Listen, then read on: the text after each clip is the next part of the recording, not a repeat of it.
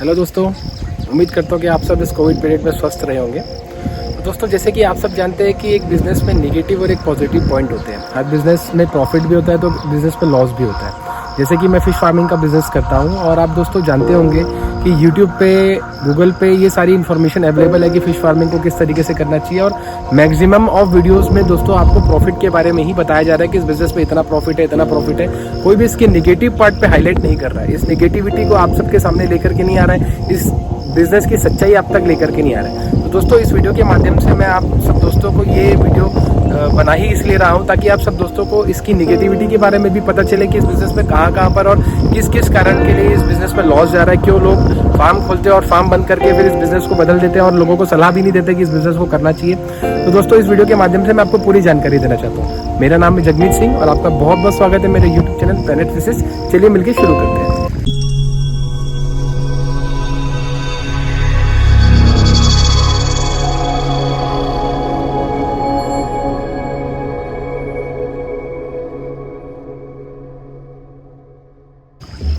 दोस्तों, आप सब जैसे कि जानते हैं कि कोविड-19 का पीरियड चल रहा है और काफ़ी रिवॉल्यूशन सा मार्केट में आया हुआ है।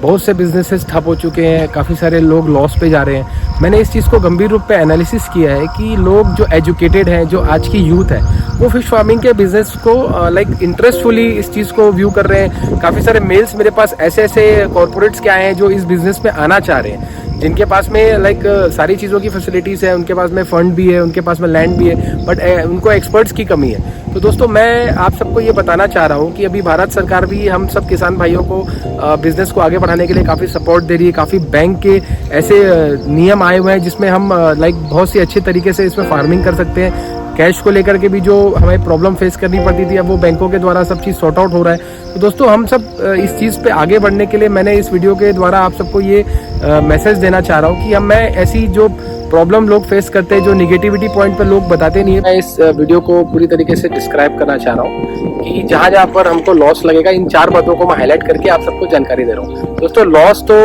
एक बिजनेस का और एक प्रॉफिट एक बिजनेस का दोनों की स्केल होती है। तो जहाँ लॉस होता है दोस्तों, कहीं ना कहीं गलती हमारे ही हैंड से होती है, हमारी ही लैक ऑफ नॉलेज के थ्रू ही हम लॉस का सामना करते हैं दोस्तों। तो ये 4 पॉइंट मैं आपको डिस्क्राइब कर। दोस्तों, मेरा पहला पॉइंट है लैक ऑफ नॉलेज। जैसे कि आप सब जानते हैं, अगर आप YouTube पे फिश फार्मिंग सर्च करेंगे तो ढेर सारे वीडियोस आपको मिलेंगे, ढेर सारी जानकारी आपको गूगल पे हासिल हो जाएगी दोस्तों। तो अगर केवल YouTube पे वीडियो देख लेने से और अगर गूगल पे सर्च कर लेने से अगर बिजनेस चल रहे होते तो दोस्तों, फिर किसान भाई क्यों इस बिजनेस पे लॉस पे आते हैं, क्यों उनकी मछलियां मरती हैं?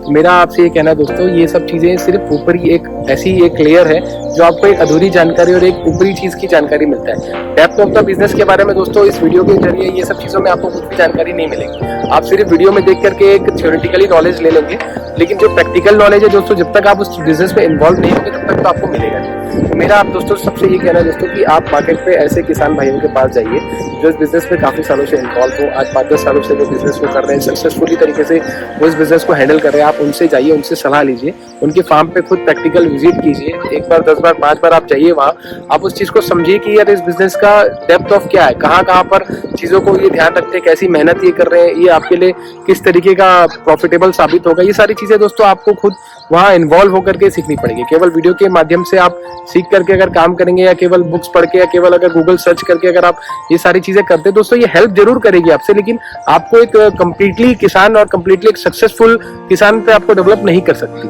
तो दोस्तों, आप इसमें जरूर खुद प्रैक्टिकल नॉलेज लीजिए, सलाह लीजिए, उसके बाद ही आप इस बिजनेस। तो मेरा सेकंड पॉइंट है नॉलेजेबल एंड ट्रस्टवर्थी कंसल्टेंसी।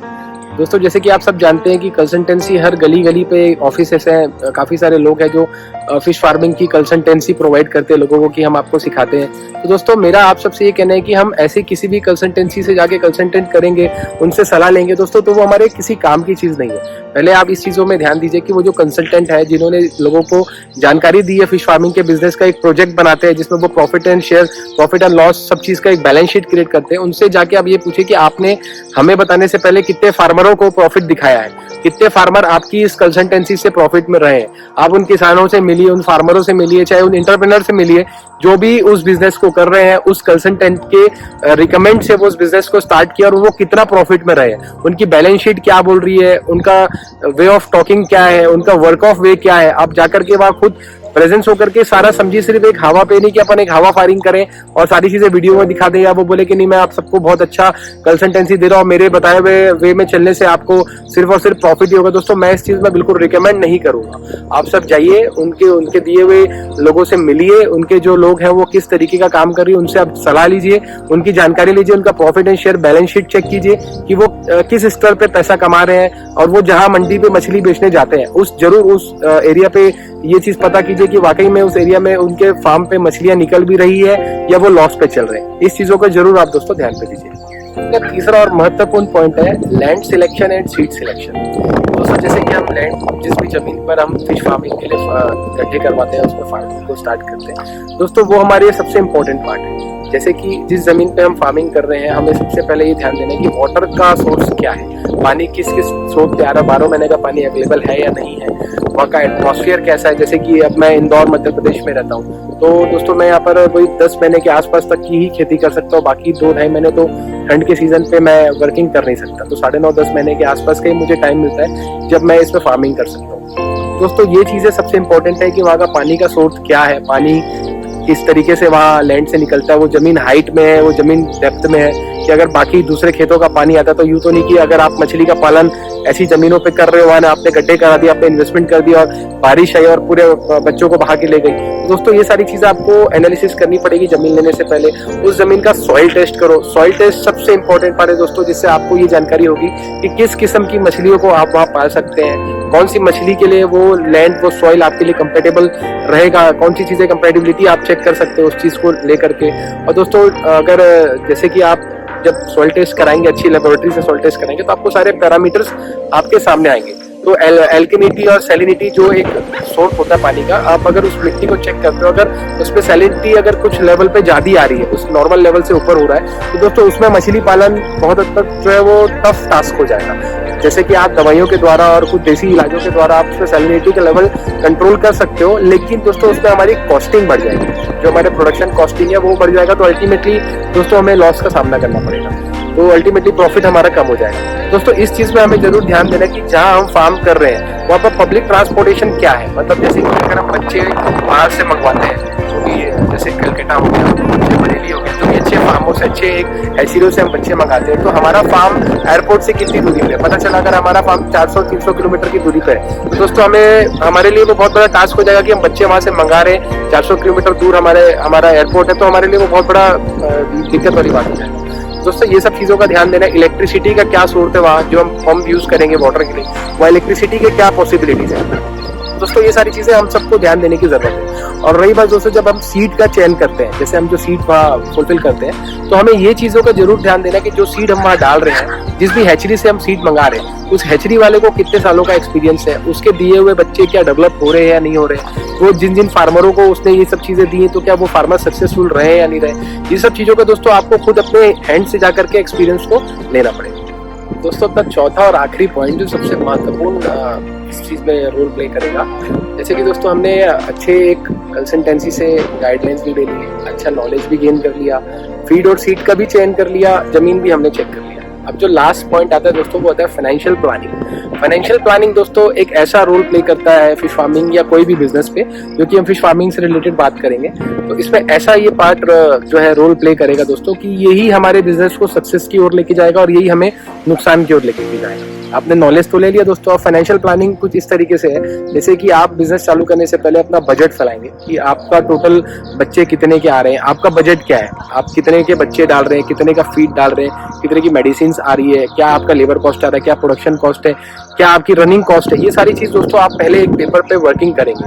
तो जो कि दोस्तों जैसे कि आपने अपना बजट फैलाया, अब आपको ये समझ में आया कि हमारे बजट में ये इस प्रजाति की मछली आ सकती है। जैसे कि अब आपने कैटफिश कर लिया और आपका बजट नहीं है, तो दोस्तों उसमें इन्वेस्टमेंट कॉस्ट आपकी बढ़ जाएगी, पंगासियस मछली पे आपकी इन्वेस्टमेंट कॉस्ट बढ़ जाएगी। अगर आप आईएमसी मछली का पालन कर रहे हैं, तो दोस्तों ये सारी एक अलग कैटेगरीज होती है जो आपको बिजनेस चालू करने से पहले डिसाइड करनी पड़ेगी कि हाँ ये चीज मैं कर रहा हूँ और इस चीज में मेरा इन्वेस्टमेंट कॉस्ट ये जाएगा।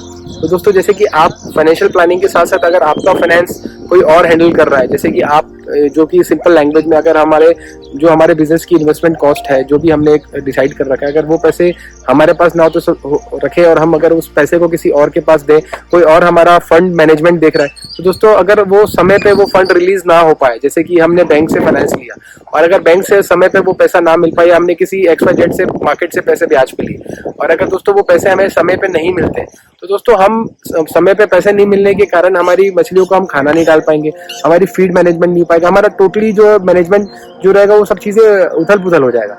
दोस्तों इस चीज में हमें खासकर ध्यान देना है कि जो भी फाइनेंशियल हो, हमें वो साल भर की कॉस्टिंग पहले ही अपने हैंड पे लेके रखनी है, अपने अकाउंट पे सेफ रखना है कि हमें जब जब पैसे की रिक्वायरमेंट पड़ेगी तब हम उस पैसे को बिल्कुल डिस्टर्ब नहीं करेंगे। वो सिर्फ और सिर्फ फिश फार्मिंग के रिलेटेड ही यूज होगा, जो भी इस फार्म पे जरूरत होगी हम उसी फार्म पे उस पैसे को यूटिलाइज करेंगे। दोस्तों इन 4 बातों का ध्यान, जो 4 पॉइंट मैंने आपके सामने बताया, हमें इस पॉइंट को बिल्कुल ध्यान पे रखना है। जैसे कि जो यूथ, जो एजुकेटेड बिजनेसमैन इस फील्ड पे अब आना चाह रहे हैं, तो ये हमारे लिए बहुत अच्छी अपॉर्चुनिटी है कि हम इस बिजनेस को काफ़ी अच्छे हाइप और काफ़ी अच्छी स्केल पे लेकर के जाएं। एक्सपोर्ट लेवल पे, एक्सपोर्ट मार्केट पे काफ़ी अच्छा ग्रोथ है इस बिजनेस को लेकर के। तो दोस्तों मेरी राय पे, अगर आप इस बिजनेस में नए हैं और आप इस बिजनेस में अभी बस आना ही चाह रहे हैं, तो दोस्तों पहले आप इस बिजनेस को स्मॉल स्केल से स्टार्टअप करें, जिसमें कि आपकी ऑपरेशनल कॉस्ट भी एक लिमिटेड होगी, आपको नॉलेज स्किल भी अच्छा हो जाएगा, 1 साल में आप अच्छा खासा नॉलेज भी गेन कर लेंगे। दोस्तों अगले साल के लिए आप तैयार हो जाएंगे किसी एक्सपर्ट की राय और आपका पर्सनल ग्राउंड लेवल का नॉलेज, ये दोनों मिलके दोस्तों आप अपने बिजनेस को काफी बड़े लेवल पे ले जा सकते हैं। ठीक है दोस्तों, मैं इस वीडियो को अब यहीं समाप्त करना चाहता हूँ और दिए हुए नंबर पे आप मुझे व्हाट्सएप कर सकते हैं, मेरी ईमेल आईडी पे आप मुझे मेल कर सकते हैं। अगर वीडियो पसंद आया तो लाइक जरूर करें, सब्सक्राइब करें और नीचे दिए हुए कमेंट बॉक्स पे कमेंट जरूर करें और मुझे बताएं कि आपको किस लेवल पे और वीडियोस चाहिए, किस किस जगह पे आपको डाउट है। मैं उस वीडियो के माध्यम से दोस्तों आपको जरूर सलाह दूंगा। Okay, thank you very much.